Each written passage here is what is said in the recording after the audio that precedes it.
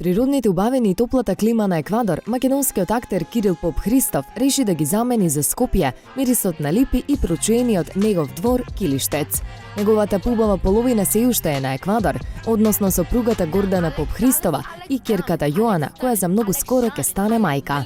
Минатиот месец Јоана го кажа судбоносното да на Еквадор, а нејзиниот избраник е Родригес Сорија Хозе Луис. Го посетивме Килиштец, каде не пречека домакинот Кили, со кој зборувавме за сите убави нешта кои му се случуваат. Кирил Попхристов, Кили, во твојот Килиштец денеска, на твој терен. Фала. Се погоди и време во добро е. Дојде пролети во нашиот град, прекрасен и мил, обоен во новите зелени бои на пролета. И само липите ги чекаме да расцветат на партизанска, кои се уште не си сечени и да можеме радоста повторно да ја вметнеме во нашите срца. Еквадор, па Скопје. Зборувавме дека ќе се враќаш повторно на Еквадор, меѓутоа ајде да видиме сега тука како си, што правиш, како поминува еден твој ден во Скопје? Право да ви кажам, па еве дојдов ја во мојата конечна татковина да го започнам својата трета третина од животот, нели тука. И полека си ги барам своите места во мојот матичен театар, кој ме прими со расширени прегратки.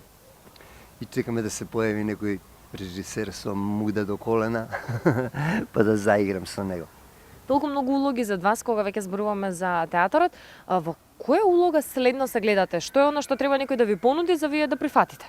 Па веќе ми е понудено. Ќерка ми е веќе во 8 месец трудна као режисер и ја еве сега треба да се остварам во улогата на дедо и едва ја чекам таа улога, па ја спремам со огромни напори.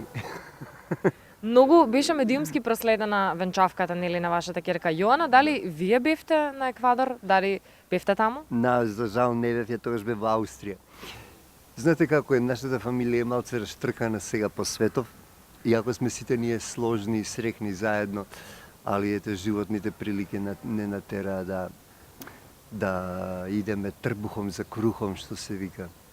Жена ми е на Еквадор на еден крај од земјата, ќерка ми е на друг крај од земјата, јас сум на трет крај од планетава, али набрзо ќе се соединиме повторно. Колку ви беше криво што ја пропуштивте венчавката на вашата ќерка, бидејќи нели тука сте, па сте таму, па некако не се погодило во тој момент? Па животот е суров, да не кажам како што. Ме подразбирате. Али баш затоа што е суров, мислам дека ќе ми биде тешко, наравно заронив некоја солза. Тогаш бев во Виена, кога они ми пушта лайв стрим од нивното венчавање. Меѓутоа ќе ја направат свадбата која ќе се вратам таму, она правата журка ќе се деси. Јас сум тој кој прави правата журка, душо не може тони журка без мене да направат. А ќе ја направам сега кога ќе се поради на почеток на јуни. Станете дедо на внука или на внук? На внук. На еден Што е она на кое што ќе го научите тогаш? Ќе го научам да му се дига гурето на лево и само да го прати него во животот и за ништо друго да не се секира. Ете тоа ќе го научам, да знае да се смее, да биде среќен и да не очекува ништо од утре, од прекутре, од следниот месец, него да ја живее сегашноста, затоа што само тоа е права ствар, ништо друго не вреди 5 пари. Пред добиете внук, добивте и зет од Еквадор нормално. Како вие го прифаќате, како тој ги прифаќа нашите обичаи, нашиот нарав, како вие неговиот? За жал, не го познава нашиот народ, нити обичаите на нашиот народ. Не му пренесувате нешто? Не му пренесувам, затоа што се уште сакам да ги впивам и да ги научам нивните обичаи. Он е потомок на инки, он е чист индијанец. А знаете ли колку убаво кога ќе се измешаат две различити раси од далеки географски простори. Така да рачунам дека бебето ќе биде вон серијски производ и дека тоа ќе биде чудо на чудесијата.